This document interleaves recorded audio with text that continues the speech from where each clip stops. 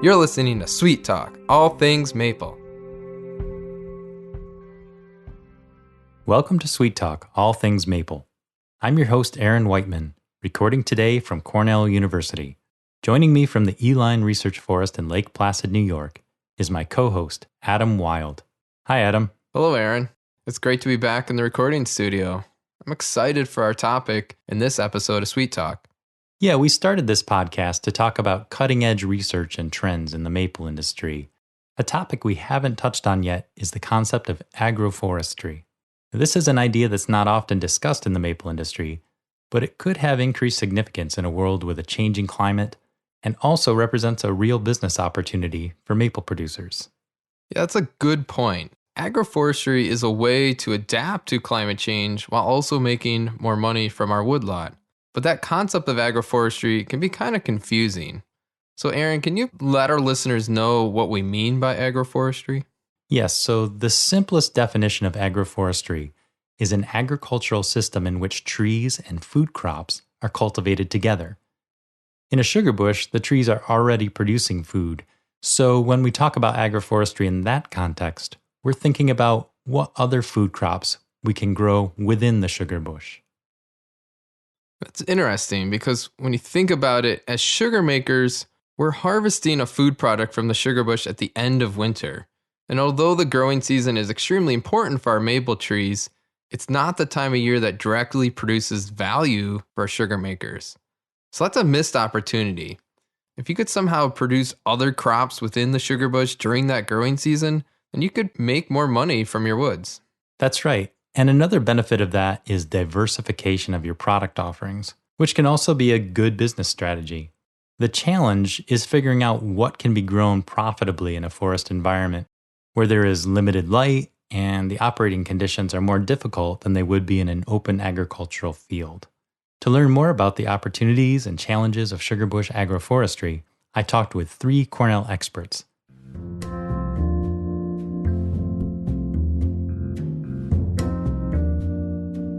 Okay, shall we get started? I'm Brett Chedzoy. I'm a regional extension forester. I work for Cornell Cooperative Extension of Schuyler County, and I am also the Cornell Arnot Teaching Research Forest Manager. I'm Steve Gabriel. I work with the Cornell Small Farms Program, where I focus on specialty mushroom production and agroforestry research and extension projects. It's really great to have 2 experts here today, and I'd like to turn to you first, Brett. You've worked in this field a long time, and at this point, what do you see as the big picture for agroforestry in the northeastern United States? And also, what's the opportunity for these systems? Well, you use the word alternative agricultural systems. I don't think of agroforestry as an alternative system. I think of it as a system that optimizes the resources of our average farm and wooded landscapes, where we can be using the resources on the farm more holistically. So you think there's an opportunity for these to be utilized in a more mainstream way in the northeastern United States? I believe that agroforestry has very high potential throughout the U.S., but particularly in the Northeast, where our landscape is predominantly covered with forest. So here throughout much of the Northeast, we basically farm inside the forest, and agroforestry is a natural fit for our landscape. So given the fact that we have such an expansive amount of forested lands, even in New York, it seems like the scale of this opportunity is pretty big. If we draw the boundaries at the field edge on our farms, we're missing a huge opportunity to utilize more of the acreage within our average farm. So agroforestry creates that framework that we can be utilizing, not just the open or field portions of our farm landscapes, but beyond the field edge into the wooded acreage as well. Oh, that's a really interesting perspective. Turning to you, Steve, you're not only a small farm specialist, but you're also a farmer and maple producer yourself, and you've adopted agroforestry practices on your own farm. So can you talk about some of the specific agroforestry enterprises that work well in a sugar bush? Yeah, sure. I think there's a lot of potential enterprises that can work. Things that come to mind include forest-grown mushrooms, high value medicinals, nursery crops that like shade. And we've seen practitioners utilize all these. Our tree nursery is tucked on the edge of our sugar bush so that we have some advantage in the hot summer months for our young trees. But I think our main enterprise that we see as being really viable are the log grown mushrooms, and specifically shiitake, where we can get a really reliable harvest. And for me, shiitake was a natural evolution from managing a sugar bush, because we were thinning a space I was managing at a nature center, and those logs were sort of sitting there, and we realized the potential of that thin material to have another crop. And that's where the shiitake started for me. And so that production's always been in line with maple syrup production. So you run a small farm, and it seems like these types of agroforestry endeavors are a good fit for the small farms, would you say? Yes, I think if we take the long view, we're sort of chipping away at it over time. And for us, our farm is very similar to many small farms in the Northeast, where we have partial open fields or pasture and partial woods, and the woods are at differing levels of succession. And a lot of them with previous impact can use restoration work. And agroforestry, we found, kind of fits in every one of those niches. So where there's trees, we try to manage healthy forests for the future. And where there aren't, we're thinking about ways to bring trees into that part of the landscape. Yeah, so with all the emphasis now on trying to reinvent the small farm, that seems like this is a really good fit in that context. Yeah, I think, if we think about farmers stepping off land, which has been the trend in the last 50 years, what has come back into that space are forests. That's the basic ecosystem that sort of wants to thrive in this climate. And so we can think about ways to support that tendency and find, species and systems that also integrate with our goals for production. Yeah, that's really interesting. So given the wide range of opportunities for agroforestry systems and maple enterprises, one could imagine that these practices would be growing in popularity, right?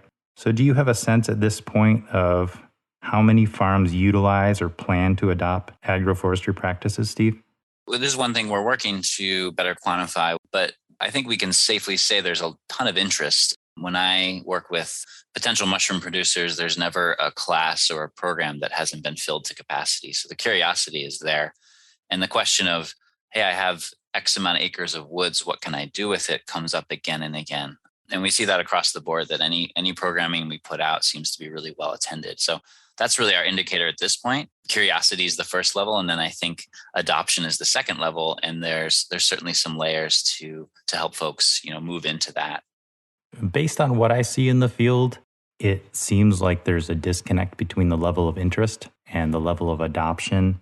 Steve, do you see any special challenges or a reason for that? I think on one level, it's just when we think of cultivating land or producing things, it's often falls back to producing vegetables or raising animals or doing things out in the field. And I think that we just haven't been in conversation as a larger society for a long time about what it looks like to be productive in the forest, other than sort of timber and firewood and some of those more traditional things. But when we think about humans in their relationship to trees and forests, a lot of food, a lot of medicine, a lot of things have come from. And I think it's just a matter of reframing that a bit and then understanding some of the unique needs of different crops. So, shiitake mushrooms and ginseng and all these cool things have particular needs that people just aren't familiar with. And I think once they build that familiarity, get some experience, then it doesn't seem so scary or daunting. And that's really, I think, our role here in Extension. So we're talking about a knowledge gap or maybe just a lack of access to information. It sounds like, Brett, are you seeing some of the same challenges or other challenges? Well, I agree with the comments that Steve made. I think that there's a lot of interest out there, and it's a growing interest. In the 15 years that I've worked as an extension forester, I've only seen this ever increasing trend towards more people not only interested, but moving into agroforestry enterprises. And one of the main reasons that I believe we see this happening in the Northeast, again, is the availability of land that is suitable for agroforestry, whether it's maple production or silvopasturing or other forest farming enterprises like mushrooms.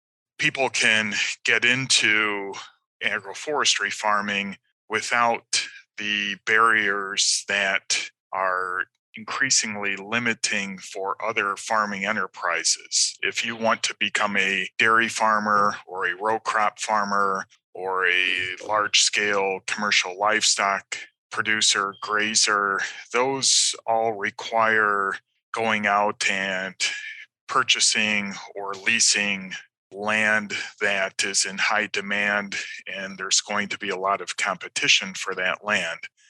Agroforestry, on the other hand, can often be done on acreages, wooded acreages that, quite honestly, most other farmers are not interested in. Yeah, to your point, as we look around New York State, we see a shrinking number of dairy farms, but an ever-increasing number of maple syrup production operations. So your point seems really valid. And for the purposes of this podcast, where we're focused on maple production, it seems like this is a really good starting point to lean into broader and more diverse agroforestry enterprises if we've already got one crop that we're cultivating in the woods. Does that make sense? Yes, I believe that the real growth opportunities in agriculture today lie in agroforestry enterprises because, again, we have lots and lots of wooded acreage. Almost every farm has underutilized wooded acreage, and this acreage can be used for a variety of agroforestry purposes. And this is land that can often be bought or leased at a cost that is much lower than what we think of as good agricultural land. Yeah, so if we zoom back and size up this opportunity, it really sounds like we're at the beginning stages of evolving into this more sophisticated agricultural practice and including things like agroforestry in the way that we grow food. So before we finish, I'd like you each to give your big vision for the future of agriculture in New York State, and how do you think maple production and agroforestry might fit into that vision? And we'll start with you, Steve. Well, I think it's, New York and the Northeast are very diverse environments, have a lot of different microclimates and contexts. And what we see when we think about trees and forests is they adapt to those different spaces. So I think the nice thing about agroforestry is it has that flexibility with the types of production systems, but also the types of species we might be thinking about. So my vision would be to have folks really think about the location they're in, both in the larger context, but also really locally and even sub-locally within the microclimates, maybe on their farm or in their woodlot, and think about open niches and spaces where agroforestry could kind of find its way in. And that could be as simple as a gap in the forest or a forest edge, where we might start to blur the line a bit between that what we think of as woods and what we think of as field. So I think we have to look really closely at our context. And the other piece is to keep playing and trialing. We have enterprises, like I can talk specifically about shiitake logs as having some viability because people have been working with it for 10 or 15 years and experimenting and figuring out the way that it can work. And I think we could apply that kind of thinking to other enterprises so that we can increase the list of things if people are looking to make some income that work well. And then specifically with sugar bushes, thinking about with that type of forest habitat, what are the ways that these enterprises can really enhance and support the sugaring operation? Like I mentioned with the mushroom logs, there's a natural fit there that supports forest thinning. A lot of the high value medicinals also are naturally found in those sugar bush spaces. And so we could think about ways to be not only doing production, but also conservation as we manage those ecosystems. So to expand on that, looking into the future, do you hope or expect to see all these small sugar bushes that we have across New York State, people that have 300, 400, 500 trees tapped? Would you expect to see more of them diversifying to become multi-crop enterprises with an agroforestry crop in the mix? I think it would be a wonderful thing to see. I don't know if I can expect anything because it's up to the producers out there to do the work, but we're here to support that understanding and that thinking. And, there's great advantages. The mushroom production cycle, for instance, really fits well within the sugaring cycle. I've actually inoculated logs as I've been boiling maple in our sugar shack. So there's ways to integrate these that don't feel like they're adding. They're of course going to add some work, but we can fit them in so it's not stacking work in the busiest times of the year, or maybe even integrating it with other things that we're doing if we have a little bit of time in the sugar shack to do a little bit of work. So plant propagation and mushroom log inoculation and planting seeds, these are all things that we've been able to do around the maple boiler when we have a spare moment. Yeah, it's so interesting to see how these different endeavors can fit together in the workflow on a farm. Brett, what are your hopes looking 5, 10, 15 years down the road for agriculture in New York State? One of my favorite agroforestry systems that we use extensively on our family's 500-acre grazing operation is silvopasturing. And I see silvopasturing is a potentially good fit for maple operations, because one of the big challenges with maple operations is the vegetation management and the sugar bush understory. But one of the other reasons I like silvopasturing, as well as any of these other agroforestry activities that we're discussing, is that there's just so much potential across the landscape. And I think that agroforestry by nature is inherently resilient, which summers like the one we're having now where it rains too much, or summers like the one we had last year where it didn't rain enough, really give me as a farmer much deeper appreciation for food production systems that are resilient to all these changes, constant changes with weather and markets and pests and labor shortages and processing shortages. So I think that we're going to see more and more farms and people that want to get into farming leaning towards agroforestry versus something that is fairly commodity focused and quite susceptible to both weather and market forces and regulations. So I see pretty much all strengths for agroforestry and not many weaknesses. The biggest weakness perhaps is just that barrier of getting enough knowledge to get into it and move quickly enough along on the learning curve where you can have some success and enjoyment out of it. Yeah, that's a really optimistic view. Increasing knowledge gives us increasing options in this field. And on that note, I should give you both a chance to plug any resources that you have available that folks can dial into. Steve, do you have online resources that people can check out? Yeah, our Cornell Small Farm Program hosts the Cornell Agroforestry Program Work Team page, which is simply found at cornellagroforestry.org. And that's sort of a portal to many other sites and projects, including the Maple Project and Brett's work at the Arnot. And it's a place where you can go and start to learn about different agroforestry options that might be suitable for your place. If you're interested in mushrooms in particular, we also have a whole website devoted to that within the Small Farms page, but you can access that directly at cornellmushrooms.org. Great, thanks. Brett, do you have some resources that folks can look to? Cornell Cooperative Extension has maintained a silvopasture forum. The website address is silvopasture.ning.com, or Cornell Silvopasture or Silvopasturing would get you there. And this is intended largely to be a network of other people that are practicing silvopasturing in the Northeast, when we also use it as a repository for any information that we feel is useful and relevant to Northeastern silvopasturing. Great. Thanks, guys. I really appreciate the time, and I appreciate your expertise. Thanks for calling us together. Thanks again, guys. Take care. After speaking with Brett and Steve, I sought out another colleague and agroforestry expert, Tracy Testo. Tracy is a program coordinator at the Cooperative Extension Office in Columbia and Greene counties, where she focuses on agriculture and natural resource issues. Welcome, Tracy. Hi, Aaron. Thanks for having me. We're glad to have you on, and thanks for coming on the show. I spoke earlier with Brett Chedzoy and Steve Gabriel, who you know, about the scale of the opportunity for agroforestry systems in the Northeast, and they both see room for substantial growth. You work directly with forest owners. Can you talk about some of the agroforestry crops that folks seem most interested in? Sure, I'd be happy to. As you said, I engage directly with forest landowners, usually under the realm of forest farming. So folks usually have land and they're interested in doing something with their wooded property. And most of the interest currently seems to be very focused around mushroom production. specifically shiitakes, but we're seeing a lot more interest expand beyond just shiitakes, looking at some other high value crops to integrate as well, like oysters of all varieties, some lion's mane, and then some of the more difficult to cultivate ones as well, like maybe medicinal mushrooms such as reishi.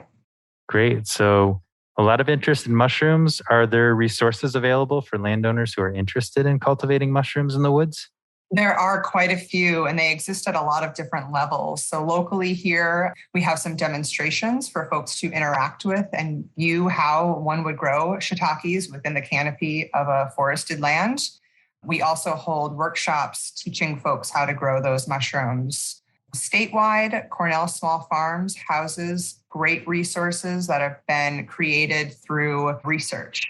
So a whole variety there of ones just to kind of dip your toes in the water and get oriented, and then some more in-depth resources to really dive into more of a production system and help folks find success at whatever scale they're interested in engaging.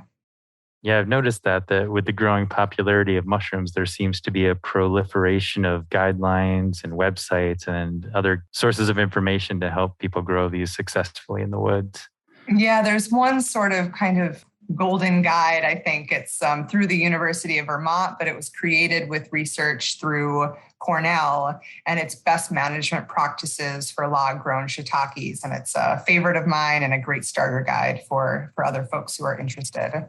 Fantastic. Well, thanks for that reference.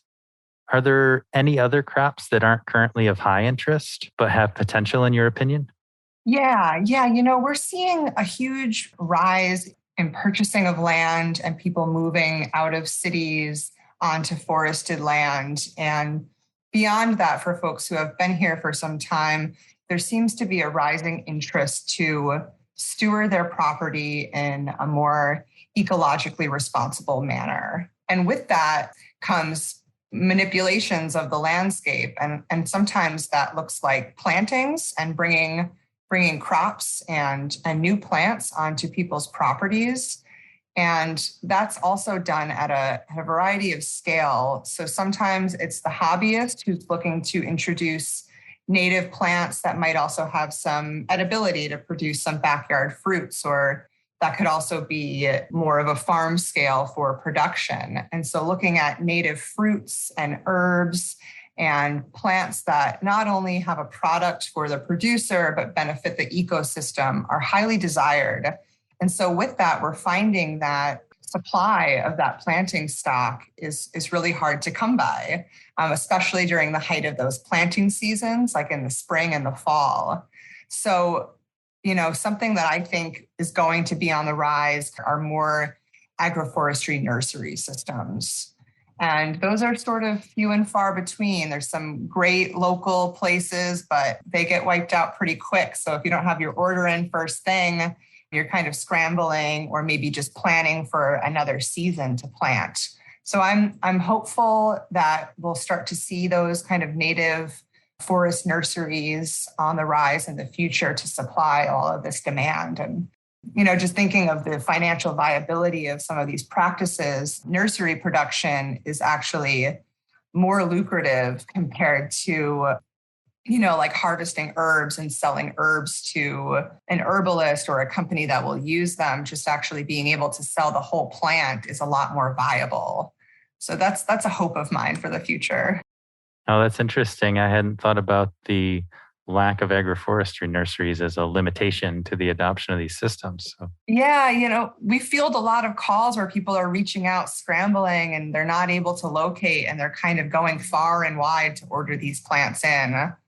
So, short question, your top 3 plants. If you had a patch of woods and you wanted to cultivate 3 agroforestry crops that work well together, and you had a sugar bush, say, for your system, what 3 plants would you put in the understory of a sugar bush? Well, number 1 is easy. My favorite plant, American ginseng, Panax cinquefolius. I would plant in the understory of those sugar maples, and I perhaps already have that situation. And then beyond that, so ginseng does like to grow with its friends, and most of them are also medicinal and usable. So I would look to black cohosh, which is another nice native and has a lot of value in many different aspects. And then just because I love fresh fruit, I would probably look for some other fruit-producing plant to maybe plant along the edges. So serviceberry, Amelanchier, canadensis, or maybe some other varieties. So yeah, that's my kind of quick and dirty short list of favorite understory plants. I like your answer. So Columbia Green Cooperative Extension has a unique educational resource related to this topic. Can you tell us a little bit about the Agroforestry Resource Center? Yeah, I would love to. So we here in Greene County are a Cornell Cooperative Extension office. And as many folks might know, there's one cooperative extension office in each county. And so here in Greene County, where we're located, we had a few opportunities that came about when we were moving the location of our office. So in the early 2000s, our office changed to another location where we were also gifted a 142-acre demonstration forest. So we were quite fortunate. And we were kind of faced with a lot of decisions of what we could do with this demonstration forest, what direction it could go in. And while it serves as a general resource for all landowners, the staff here at that time just started to key into what forest landowners needed, what their interests were, and how we could better support them. And agroforestry, time and time again, came up as the solution. So huge interest in maple production. Ginseng is deeply rooted in this northern Catskill region. And all these low-value woods just seem to align very well with the rise of mushroom production using that low-value timber. So after kind of just listening to what folks needed and keying into that, it was just clear as day to those folks who were here at that time, most of which are retired now, that this was the direction our county needed to go to provide the best resources we could for our landowners. So what kind of resources are in this center? Is it educational displays, or are there other things that landowners can utilize? Yeah, so we have a conference room where we hold more formal education. And then our 142 acres is really like a living classroom. So you can walk our trails, our forested roads, and see different stops along the way. Many of them kind of point to sustainable forest management, but then on top of that, how to engage in forest management to improve the health of your woods, and then using those byproducts to produce something that you could eat or sell. And so there's numerous mushroom demonstrations. We have a shiitake laying yard that can teach people how to establish a commercial system. And then we have some more passive mushroom production that utilized wood that was cut during timber stand improvements. So we did an aspen thinning to improve our ruffed grouse habitat. And we made oyster totem stacks within that aspen stand that we cut down. There are golden oysters kind of scattered about where the opportunity presented itself. And then we have a few discrete ginseng demonstrations where we have different stages of production, some that have been there for quite some time, and others that really showcase how one would approach their woods and establish startup plots to get oriented to production. And then beyond that, most of the demonstrations are more towards the generalist, how you would thin your woods for regeneration and utilize strategies such as deer fencing or exposures to see successful production. Around the entrance of the model forest, we're more dense with our demonstrations. So I'll just kind of name off a few that we have. We have some hazelnut plantings with wine-capped stropharia fruiting in the understory. We have some American chestnuts that actually have some nuts on them right now. We look forward to eating in the fall. There's some blueberries scattered about, some switchgrass plantings that can show how you can use biomass for heating, some other alternatives to wood. I think that about sums it up. Oh, I'm sorry, I forgot one other one, our sugar shack and stands of maple. We've got 2 stands of maple that we thin with recommendations through a forester, use the thinned wood to grow our shiitakes on. And then every spring we hold a maple festival where we open up our sugar shack, get our evaporator fired up, and put up some tubing and buckets to showcase all the different ways you can produce sap to make syrup. Well, I'm glad you didn't forget your sugar shack. I know. That's How important. could I? So if our listeners want to visit the Agroforestry Resource Center, where would they go for more information? So you can just go right to our website, Columbia Green Cooperative Extension. You can just visit us. We're located at 6055 Route 23, and we are open to the public. Folks can come check in with our office to get a trail guide and brochure, and they can take a self-guided tour anytime they'd like through our well-marked trails. Or you can check out our events page and try to get into some of our programming where you'll receive more in-depth interpretations of what we have out there in the woods. Are there any other resources you'd like to point our listeners to for more information on anything you talked about today? Yeah, I would. So we've been working statewide to develop an agroforestry program work team through our Cornell system. And we have a website that houses all of that information. So it's cornellagroforestry.org. And it has a list of all these practices that we're all engaged in across the state, a summary of our favorite resources to point to, and a contact person if anyone's interested in learning more. Great, thank you. Sure. Just a friendly reminder that September 1st is opening day for ginseng season. So it's a really exciting time for folks who have been cultivating or stewarding their ginseng patches on their private property. So we here at Greene County Cooperative Extension put out a new resource that helps interpret some of the regulations that we all must follow when it comes to harvesting, and to connect those regulations to conservation. So it helps folks kind of become more oriented to the plant, to how it grows, and how they can protect it while continuing to harvest it. I'm sure listeners will be interested in that. Yeah, and check out our cornellagroforestry.org website for a recently recorded webinar all about those regulations. Great. That sounds like a lot of good stuff, Tracy. Thanks. Yeah, we stay busy over here. Yeah, it sounds like it. Tracy, thank you for coming on the show. Thanks for having me, Aaron. It's been a pleasure.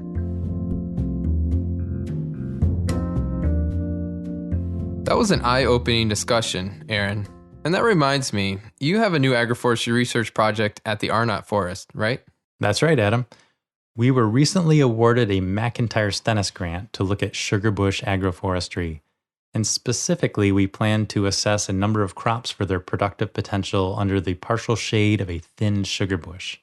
What we're looking for are crops that are highly productive in partial shade that can then be used to make multi-ingredient maple confections like jellies, jams, maple wine infused with botanicals, and so forth.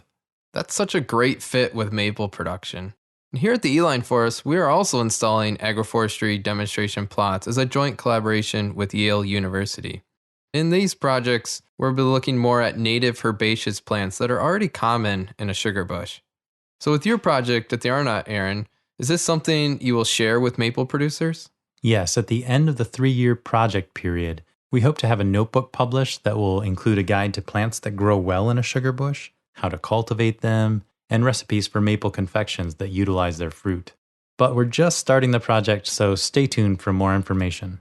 Well, that's all for this time. Tune in next month for a new episode of Sweet Talk, all things maple.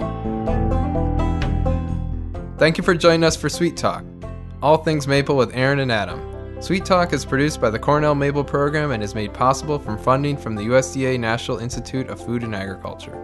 All music was obtained from Blue Dot Sessions. For more information on all things maple, visit cornellmaple.com. Join us next time for more Maple Sweet Talk. Have a sweet day.